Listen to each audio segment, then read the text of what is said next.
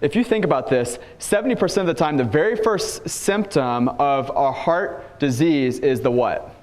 It's the heart attack. So consider this, the very first symptom of heart disease is going to be your heart attack, yet we wait for symptoms to show up, and we say, well, and I hear this, I'm skinny, I feel good, I'm what?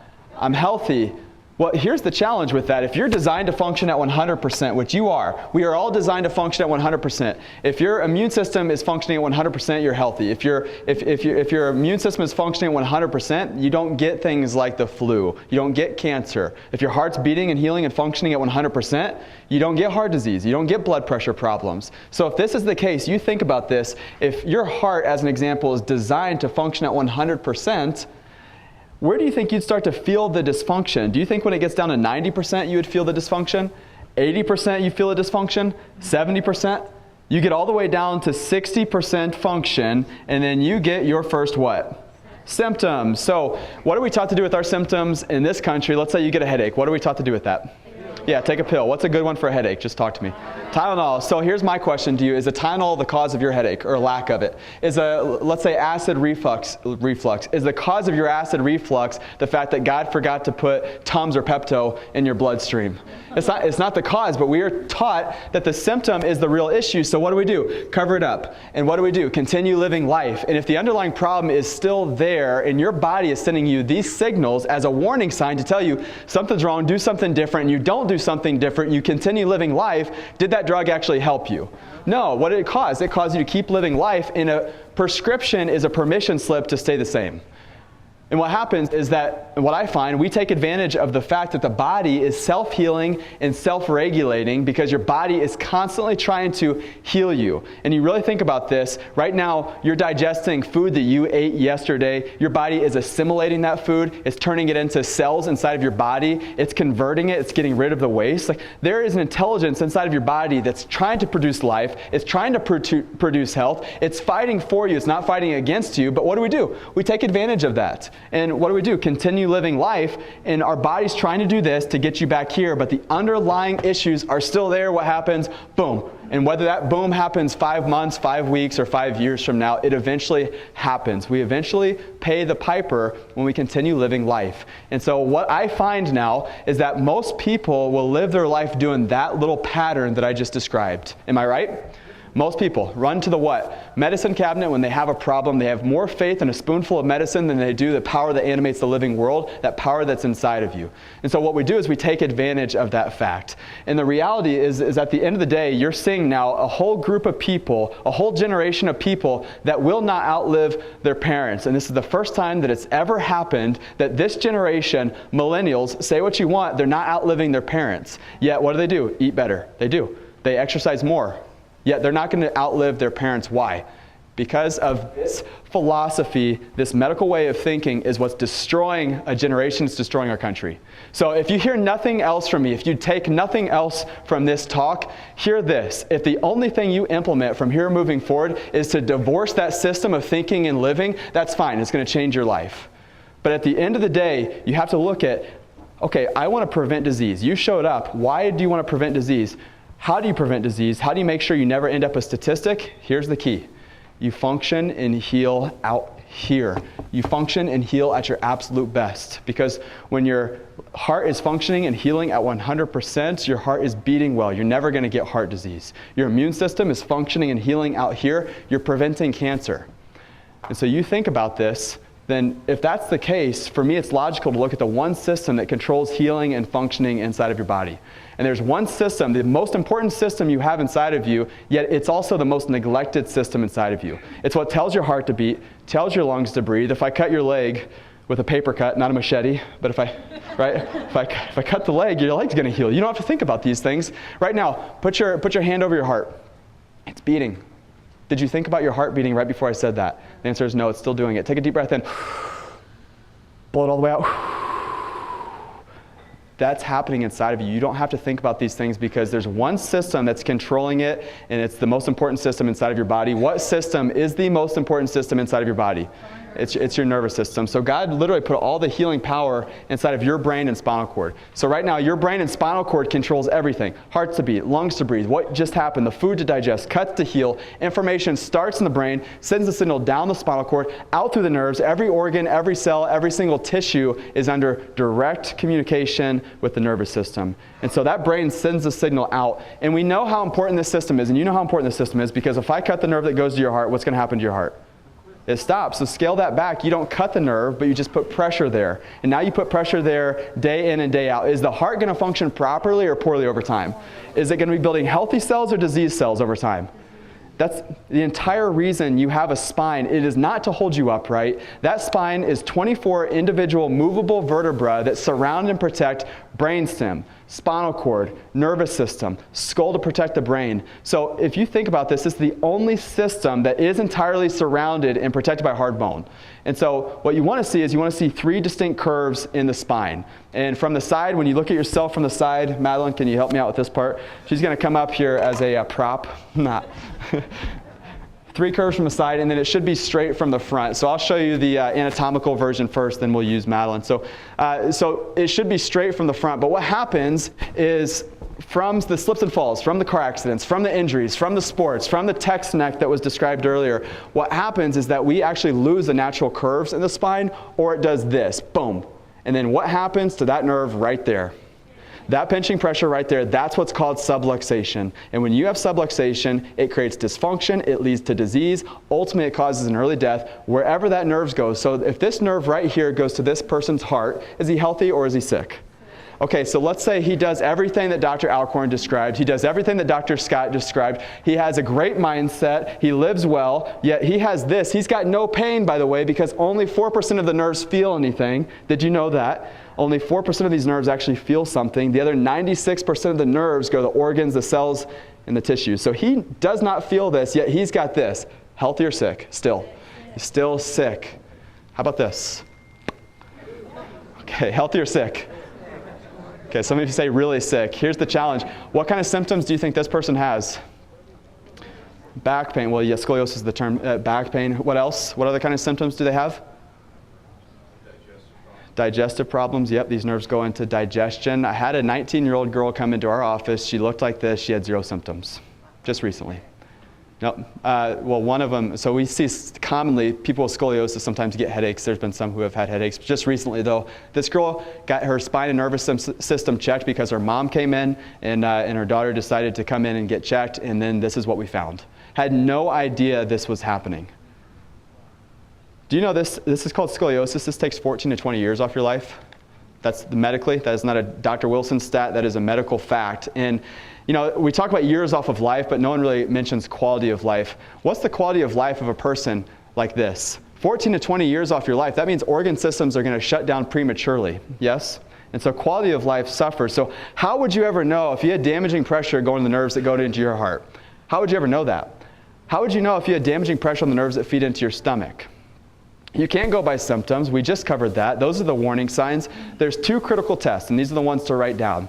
The first one is called a surface EMG. And so Madeline's you're going to come out here, and then what you're going to do is turn your back to everyone and face that way. Yep, right here. Okay, so surface EMG is computerized testing. It's developed and certified by NASA. And what it's reading is electrical impulses. Can I part your hair? Yeah. Shannon, this one's for you. That's an inside joke, because she says I play with people's hair, and when I adjust them, she says I do this. I don't mean to do that. That's just what happens. So, where are you?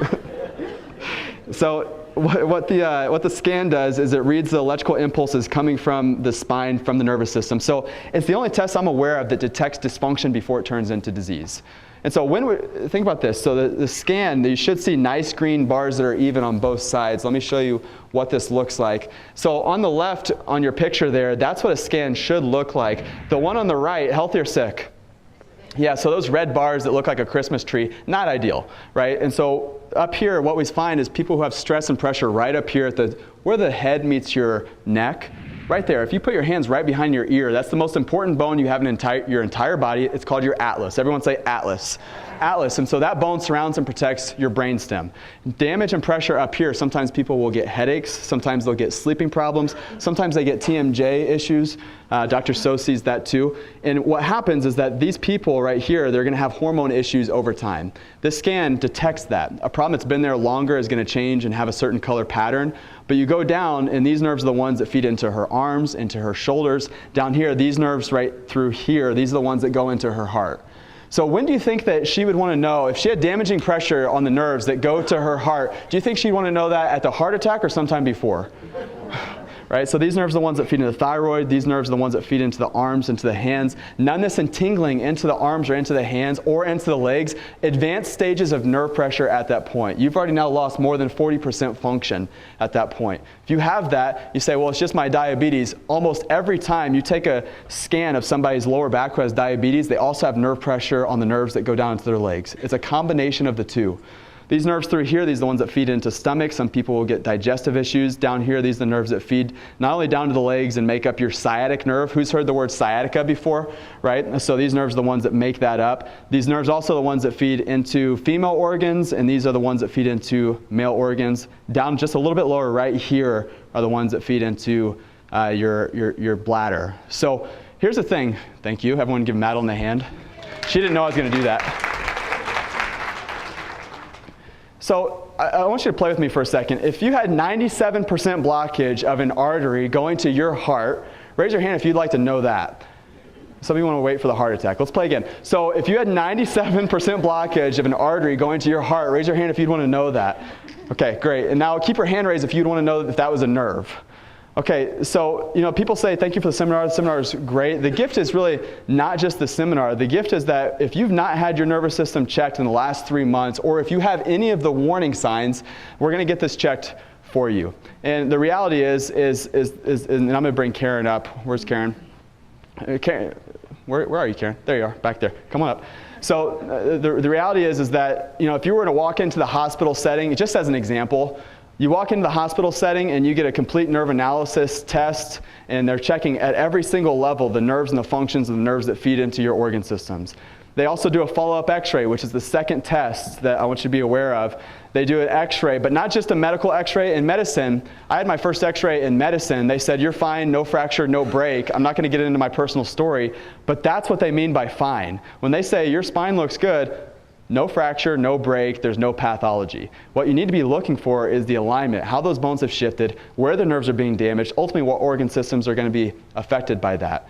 And so if you were to walk into a hospital setting and a doctor was going to measure this down to the millimeter with advanced technology, he's going to spend about a half an hour just with your x-ray. He's going to follow up with you. He's going to go through exactly what the problem is and how to correct your problem. How much would you expect to pay for that in a hospital setting? Let's say they do this testing, which they don't, but let's say they do it. How much would you expect to pay for that visit?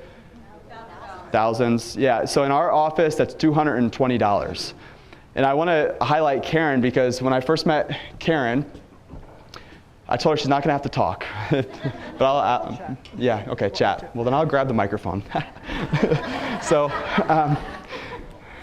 when I first met Karen, Karen was on 9 different medications. And she had diagnosed of irritable bowel syndrome. She had low energy. She had what they thought might be rheumatoid arthritis, right? And I actually met Karen at a WTHR Health and Fitness Expo. How many of you have been to that before? So I actually met her out in the community. We do these community events. We come into your workplace. We do health fairs like that. We've been to Karen's workplace, 4 or 5 times now. We're going to do a webinar eventually with her entire company around the country. And so I met Karen, and here she was taking a medication. How much were you spending every month on medications? Probably around $200 out of pocket. Yeah, $200 out of pocket. I think I turned it off. That's my fault. Or the battery's dead. Let's find out. No, I turned it off. Test. There it is. How much money? About $200 or so out of pocket. Yeah, so $200 out of pocket she's spending on medications. Now, how did you feel as you were taking the medications? It's not like you wanted to take those. No, it was the only way I was functioning. Right. Because of the pain and stomach issues, sleeping problems. Yeah. Sinus issues. And I remember you telling me you're just so frustrated because no one had answers to find out what was going on there. Their answer was the pill. Right. And so, we meet her at the Health and Fitness Expo. She comes into the office. We do the scans. Hers lights up red like that one. We do x-rays. We find out she has, can I tell them, phase 2 degeneration. She's lost 74% of the curve in her neck. So if you should have a banana-shaped curve like this in the neck, hers was trying to go the opposite direction. 3 phases of arthritis. She's in phase 2. If you get to phase 3, we can't help you. Once it's in phase 2, that problem has been there for at least 20 plus years. And in phase 2, that's been going on for at least 10 to 20 years for her. And so we catch this, and the reality is that she's been to lots of different specialists and doctors, yes, but how many of them really looked at your spine and nervous system like this? Not one. Yeah, and so what we did is we saw that, we said that's bad, let's put a plan together, let's correct the underlying cause of this, teach her how to be her own doctor when it comes to this. And that's one of the things that you told me recently. You said, I realized at one point I need to take my health into my own hands. And I think that's something that we all need to understand at this point, is that the greatest doctor in the world lives directly inside of you. That doctor needs no help, just no interference. Remove the interference, let your body function at its best. That's going to be your best ticket to living well, staying well, preventing disease. That's what Karen did. Now, how many medications are you on now? 0. 0 medications. How much weight have you lost? Hang on. How much weight have you lost? 40. 40 pounds. Give her a hand. Any parting words? Yeah, my biggest thing to give to you is, if you're just starting this program, if you're a guest here and you're thinking about it, it changed my life. But the biggest thing is you really have to give it time. My theory is that it took me decades to get into this shape, and it's going to take me more than 6 months to get out of it. Yep. I've been doing this, I've been with Dr. Nick 4 years, actually 4 years now. Yeah, it is. Our anniversary. Hey, anniversary. Yeah. It is. I know. And I'm still on my journey. We're on a journey together, because it takes time to reverse things and to get to where you want to be. And I'm not anywhere near finished. That's all. Give her a hand.